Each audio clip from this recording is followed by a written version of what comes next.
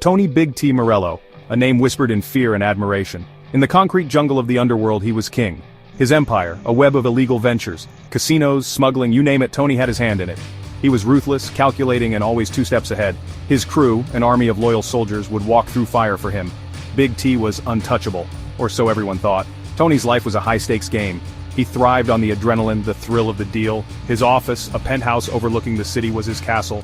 From there, he surveyed his domain. The city lights twinkled below, a testament to his power. But even kings can fall. One rainy Thursday evening, the phone rang. It was Sal, his most trusted lieutenant. Sal's voice was tight, strained. "We got a snitch, Tony. The feds, they know about the shipment." Tony's blood ran cold. He had always planned for every eventuality, except betrayal. This was new. The news spread like wildfire. The underworld was abuzz. Big T's reign was in jeopardy. The cops, led by the relentless Detective Miller, were closing in. Miller had made it his personal mission to bring Tony down. He knew Tony's ways, his every move. This time it seemed Miller had the upper hand.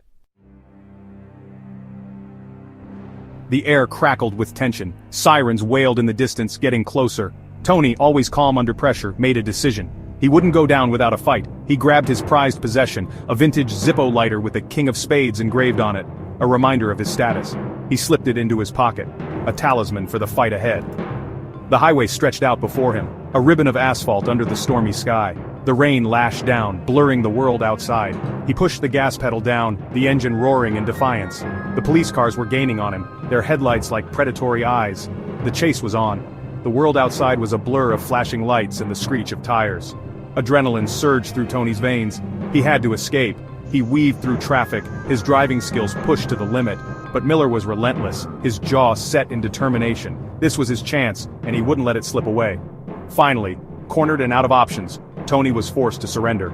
The flashing red and blue lights of the police cars illuminated the night, reflecting off the wet asphalt.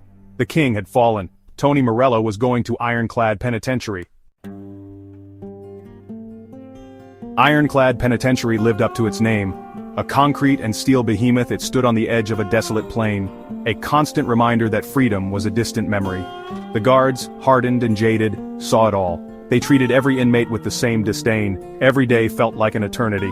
Tony, stripped of his power and status, was just another number within those walls. He endured the endless monotony, the stale air thick with despair. But beneath his stoic facade, a plan was brewing. He observed his surroundings, studying the routines, looking for weaknesses. He knew that Ironclad was inescapable, but Tony had never been one to back down from a challenge. He befriended unlikely allies.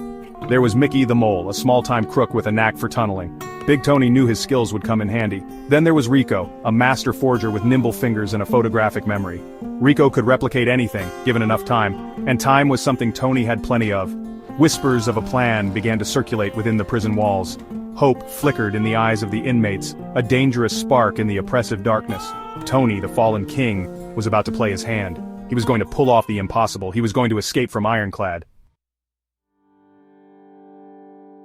The escape plan was audacious. It was aptly named the Lazarus Job, a resurrection from the living dead. It relied on perfect timing, unwavering nerves, and a healthy dose of luck. Tony, the architect of this daring feat, inspired a motley crew of inmates. They were united by desperation and the slimmest chance of freedom. The night of the escape arrived, cloaked in a raging thunderstorm. Lightning split the sky, casting eerie shadows on the prison walls. The elements were on their side. The storm masked their movements, the downpour muffling the sounds of their efforts. Chaos reigned, giving them the cover they needed. Step by step they followed Tony's plan. The mole's tunnel, dug with painstaking care, was their way out. Rico's forged documents, their tickets to freedom. Tension hung heavy in the air, each man aware that one wrong move could spell disaster. When the moment of truth arrived, Tony didn't hesitate. He slipped into the storm, disappearing into the night. He left behind a symbol, his King of Spades lighter, placed carefully on his empty bunk. A message for Miller and the world. Big T was gone. But he was not finished. This was not the end, it was just the beginning.